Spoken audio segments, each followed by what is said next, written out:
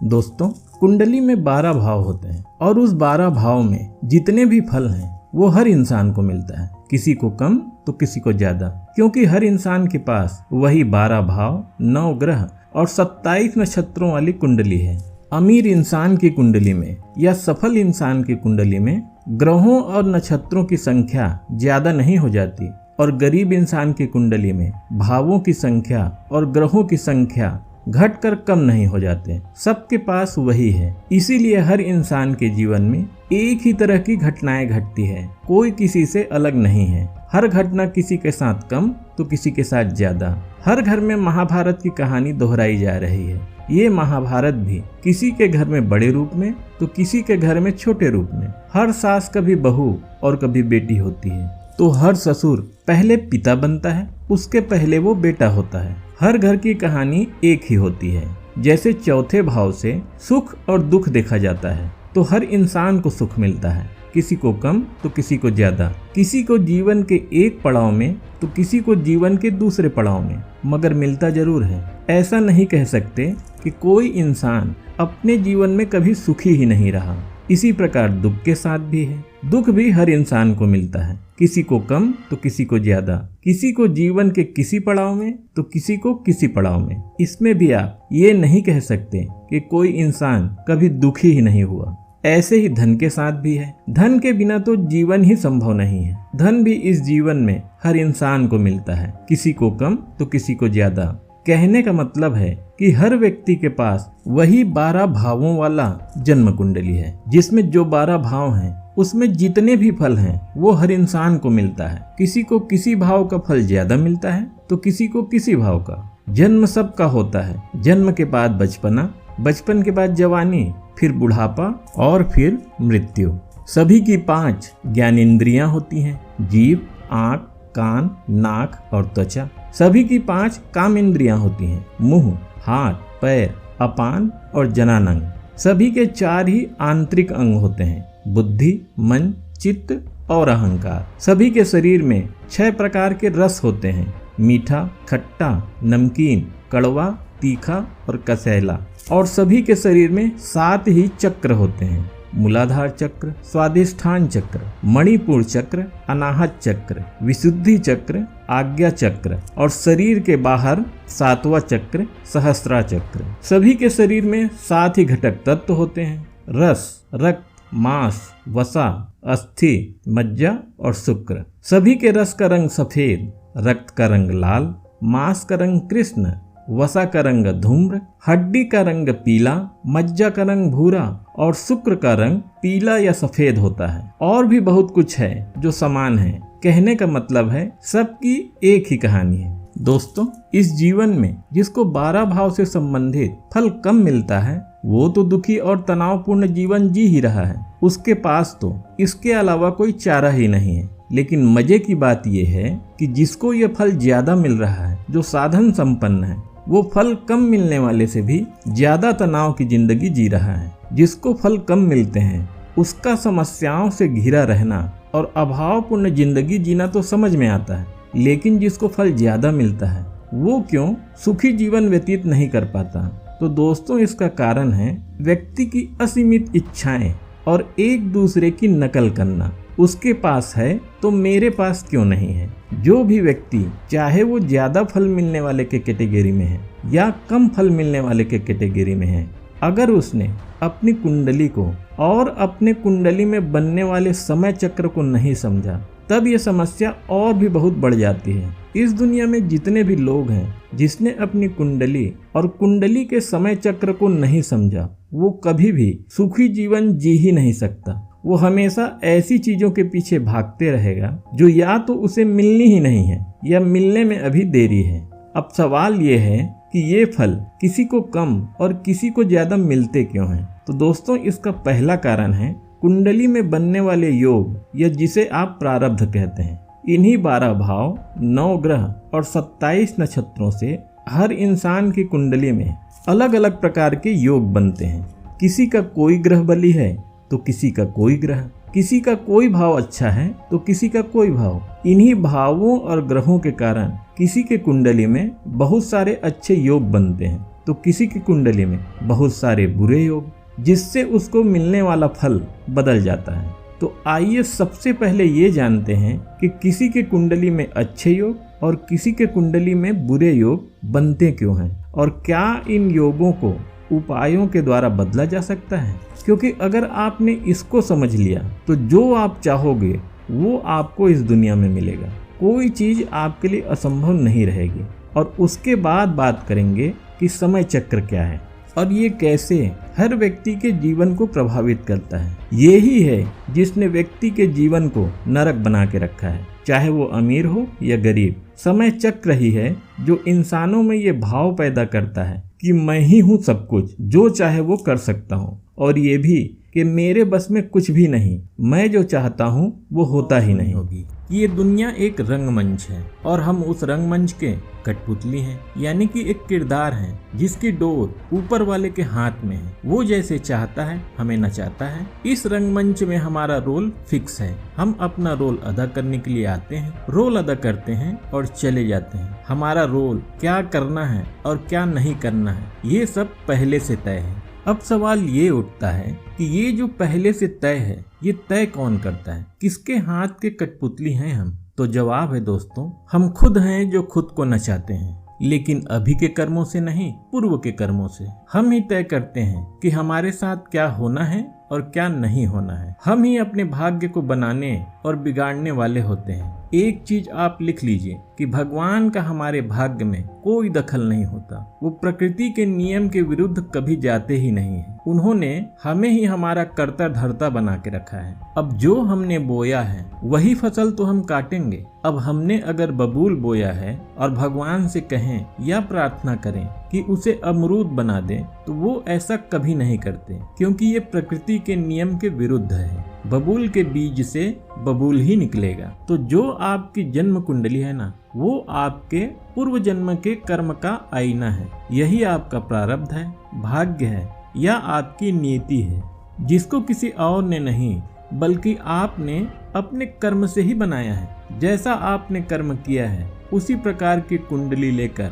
आप पैदा होते हैं। हमारी लाइफ में बहुत सी चीजें ऐसी होती हैं जो हम नहीं कर रहे हैं, वो अपने आप हो रही है। यात्रा करते हुए अचानक एक्सीडेंट होना, या बस, कार या रेल दुर्घटना होना, जिसमें किसी एक दो को छोड़ के हताहत होने वाले या मरने वाले का कोई हाथ नहीं होता। आपने कभी कभी किसी न किसी चीज में ये जरूर महसूस किया होगा कि आपको नौकरी मिलना, शादी का होना, किसी दोस्त का मिलना या दुश्मन का बनना जैसे अपने आप होते गया। आपने ज्यादा प्रयास नहीं किया तो भी सब होता चला गया। कई बार ऐसा होता है कि किसी चीज के लिए हम बहुत प्रयास करते हैं और वो लाख प्रयास करने के बावजूद हो ही नहीं पाता। कई बार कम प्रयास या बिना प्रयास के पैसे आ जाते हैं, और कई बार लाख प्रयास करने के बावजूद कुछ भी हाथ नहीं लगता। कि ये जो चीजें होती हैं हमारे नियति के हिसाब से होती है, जिसको भाग्य भी कहते हैं। एक चीज आपने कभी गौर किया कि हमारे मन में कोई विचार हम लाते नहीं हैं, बल्कि विचार या आइडिया अपने आप आते हैं। तभी तो हम कहते हैं कि अभी अभी एक नया आइडिया आया है। तो आइडिया और विचार अपने आप आते हैं, और ये आइडिया या विचार आते कहाँ से हैं? तो वो है हमारी कुंडली में बैठे ग्रहों और नक्षत्रों से। जैसे कुंडली में योग है, उसी तरह के विचार या आइडिया हमें लगातार आते रहते हैं। अगर आपको बुरा बनना है तो चोरी, डकैती, लूटपाट और किसी को धोखा देने के नए नए आइडिया अपने आप आएंगे। और वहीं अगर आपको अच्छा बनना है तो जिस फील्ड में भी आपको जाना है उस चीज में पहले आपका इंटरेस्ट अपने आप पैदा होगा। फिर उसके लिए नए नए विचार हमेशा आते रहेंगे, जिससे कि आप उसमें तरक्की कर सको, आगे बढ़ सको। अगर आपका काम होना होता है तो आपके विचार ऐसे बनते हैं कि उसमें आप जी जान से जुट जाते हो। उसमें आपका इंटरेस्ट भी लगातार बना रहता है, जिससे व्यक्ति उससे उबता नहीं। तो दरअसल दोस्तों, जो वो मेहनत करता है या जी जान से जुटा होता है वो खुद नहीं कर रहा होता। उसको ग्रहों के दशाओं और अंतर्दशाओं से मिलने वाला प्रभाव उससे करवाता है, और ग्रहों की कुंडली में स्थिति और उसकी दशाएं जो उसको मिली है वो उससे करवा रहे हैं। और ये सब उसके अभी के प्रयास से नहीं हो रहे हैं, बल्कि उसके पहले के कर्म के अनुसार उसकी नीति वैसा उससे कराते हैं। उसको सफलता मिलनी थी तो मिलती है उसी के पूर्व जन्म के कर्म की वजह से, न कि इस जन्म के कर्म की वजह से। आप कोई भी मेहनत या प्रयास बहुत लगन से तब करते हैं जब कुंडली में ऐसे योग पहले से बने होते हैं, इसीलिए आप उससे डाइवर्ट नहीं होते। अगर आपको IAS, PCS के एग्जाम में सफल होना लिखा है तो आपका पढ़ाई में इंटरेस्ट अपने आप बनता है और आप घंटों पढ़ने में लगे रहते हैं। सचिन तेंदुलकर को महान क्रिकेटर बनना था, तभी तो इतने खेलों में क्रिकेट को उसने चुना, वरना खेल तो बहुत थे। क्रिकेट में ही उसका इंटरेस्ट क्यों बना? क्योंकि जहां इंसान को जाना होता है उसका इंटरेस्ट उसमें अपने आप पैदा होता है। अब उसी सचिन से हम ये उम्मीद करें और उनसे कहें क्योंकि आप में प्रतिभा है, टैलेंट है, कुछ कर सकने और सफल होने की क्षमता है, तो उसी प्रकार की सफलता वो गायक बन के पाएं, तो सबसे पहले वो कहेंगे कि उसमें उनका इंटरेस्ट नहीं है, जो कि वो बिल्कुल सही कहेंगे। और वो ऐसा इसलिए कहेंगे क्योंकि कुंडली में ऐसा योग ही नहीं है। ऐसे ही बच्चन जी से कहें कि सर आपको भी सफल होना आता है, आप में भी सफल होने के सारे गुण हैं, तो आप अपने इस गुण से वर्ल्ड क्लास खिलाड़ी बन के दिखाएं, तो वो भी यही कहेंगे कि भैया ये खेल वेल में हमारा कोई इंटरेस्ट नहीं है, मुझे जो आता है और जो अच्छा लगता है वही मैं कर सकता हूँ। और वो ऐसा कहते भी हैं कि मुझे एक्टिंग आती है, वही मैं कर सकता हूँ, वही मैं कर रहा हूँ। सीधी सी बात है दोस्तों, जो आपके लिए तय है उसी प्रकार की एनर्जी आपको ग्रहों और नक्षत्रों से मिलती है। इसी प्रकार अगर आपका काम नहीं होना होगा तो आपका उसमें इंटरेस्ट ही पैदा नहीं होगा। आज करूँगा कल करूँगा कह के काम को टालते जाएंगे, लोगों को देख देख कर गोल बार बार सेट करेंगे, लेकिन उस गोल को प्राप्त करने के लिए जाएंगे तो कई प्रकार की बाधाएं अपने आप सामने आएंगी। आप पेड़ के पीछे गाना गाने लग जाएंगे, मतलब वही इश्क प्यार मोहब्बत। आपको नशे की लत लग जाएगी, बार बार आपकी इच्छाएं और उद्देश्य बदलता रहेगा। और भी अनेक चीजें हो सकती हैं जो आपको आपके लक्ष्य से भटका दे, क्योंकि आपको वो मिलना नहीं है, ये पहले से ही तय है। और ये किसी और ने नहीं बल्कि आपने ही तय कर रखा है। कितने सफल लोग हैं इस दुनिया में जो ऐसा कहते मिलते हैं कि आज मैं सफलता के जिस मुकाम में हूँ, इसके बारे में तो मैंने कभी सपने में भी नहीं सोचा था कि इस फील्ड में आऊंगी या आऊंगा। बस ये तो अपने आप ही हालात ऐसे बनते गए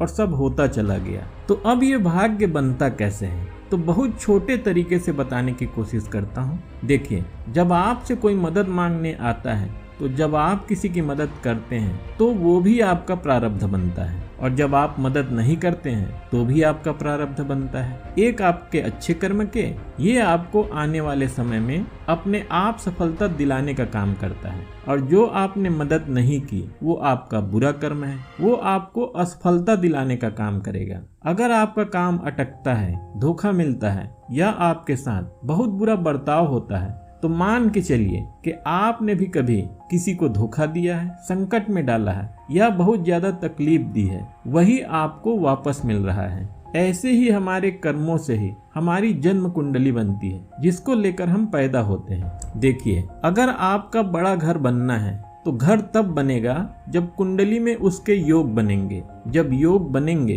तो पहले घर बनाने की इच्छा पैदा होगी। आप घर के बारे में सोचेंगे, प्लान करेंगे, सेविंग्स करेंगे, जमीन खरीदेंगे, और जब ये सब आप करेंगे तो आप सोचेंगे कि मैं कर रहा हूँ, बल्कि ऐसा होता नहीं है, भाग्य ऐसा कराती है। लोग ऐसे मिलेंगे और माहौल ऐसा बनेगा कि एक के बाद एक सब कुछ होता चला जाएगा और एक दिन आपका घर बन के खड़ा हो जाएगा। अगर ऐसा नहीं होता तो सोचिए जरा, जो एस्ट्रोलॉजर हैं वो कुंडली देख के ये कैसे बता देते हैं कि कब और किस साल आपकी शादी होगी, कब आपकी नौकरी लगेगी, आप नौकरी करेंगे या व्यवसाय, और कब आपको संतान की प्राप्ति होगी, क्योंकि ये कुंडली में होता है। कुंडली या प्रारब्ध को देखने में हमारे में योग्यताएं कम या ज्यादा हो सकती हैं। कोई उसको देख पाता है, कोई उसको देख नहीं पाता, ये एक अलग विषय है। कहने का मतलब है, कुंडली देखने में या नियति ने हमारे लिए क्या तय कर रखा है, ये देखने में हमारी योग्यताएं सीमित हो सकती हैं,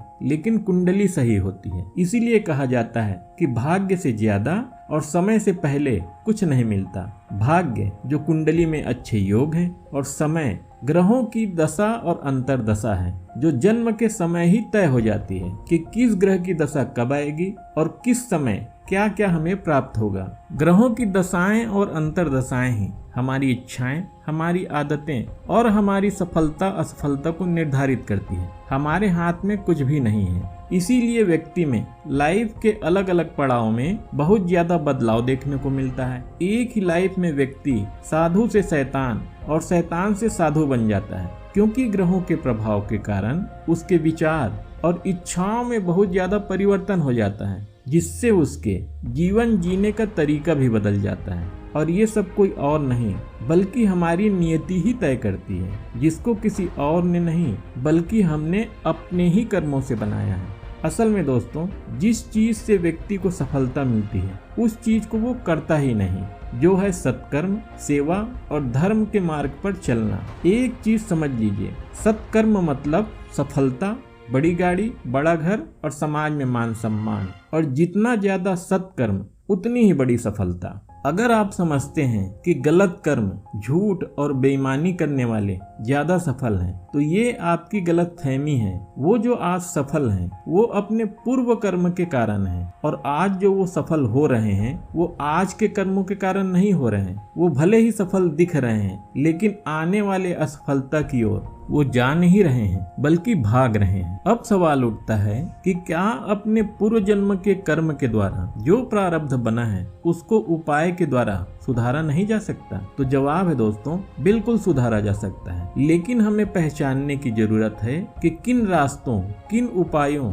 और किन कर्मों के द्वारा उसमें बदलाव आ सकता है। परेशान होने या व्यर्थ के दांव पेच से इसमें बदलाव नहीं आता। अगर आपने कभी किसी को बहुत बड़ा नुकसान पहुंचाया है और अब राहु की शांति कराकर या काल सर्प दोष निवारण कराकर चाहें कि वो बुरा कर्म डाइल्यूट हो जाए या खत्म हो जाए, तो ये बिल्कुल संभव नहीं है। ये तो जन्म कुंडली हमें संकेत देते हैं। कुंडली में बुरे योग हमें बताते हैं कि हमने बुरा कर्म किया है, हमने बुरा रास्ता अपनाया था, जिसको समझकर हमें अपने मार्गों में सुधार करना होता है। क्या सोचते हैं आप कि अपने बुरे कर्मों को बहती नदी में तांबे का सिक्का डालकर या तिजोरी में लाल कपड़े में हल्दी और सुपारी बांध के रख कर उससे छुटकारा पा सकते हैं? सोचिए जरा, अगर आप भगवान की जगह जज बनाकर बैठा दिए जाते और आपको फैसला करने के लिए कहा जाता, तो चोरी, जालसाजी, धोखा जैसे बुरे कर्मों को लौंग, हल्दी और सुपारी के एवज में माफ कर देते?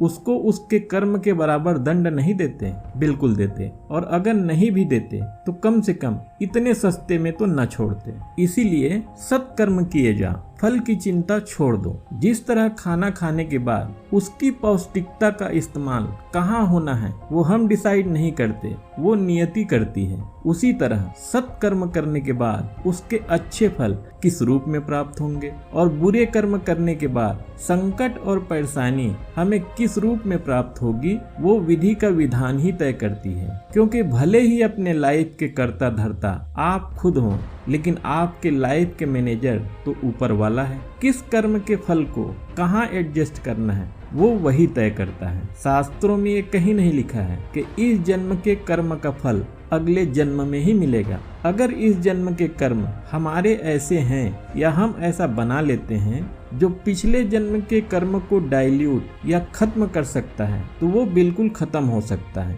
और ऐसा होता भी है और देखने को भी मिलता है। अगर आपने किसी अनजाने का जब वो किसी बुरी मुसीबत में फंसा हो और आपने उसकी मदद की, तो जब उसको मौका मिलेगा, जितना उसके बस में है या वो जितना कर सकता है, वो आपकी मदद जरूर करता है। ये है इसी जन्म के कर्म का फल इसी जन्म में मिलना। ध्यान रखिएगा, ये रूल अपने रिश्तेदारों या जान पहचान वालों के ऊपर लागू नहीं होता। तो इसके अलावा जो दूसरा कारण है जिससे व्यक्ति बिना बात के परेशान रहता है, वो है टाइमलाइन या समय चक्र। हर इंसान को कुछ भी मिलने की एक टाइमलाइन होती है। शादी कब होगी, नौकरी कब लगेगी, गाड़ी बंगला कब मिलेगा, संतान कब होगी और मृत्यु कब होगी, सब अपने समय पर होता है और ये हमारे जन्म के ही समय तय हो जाता है। ये टाइमलाइन हर इंसान के लिए अलग अलग होती है और इस टाइमलाइन को बहुत आसानी से तो कम से कम बदला नहीं जा सकता।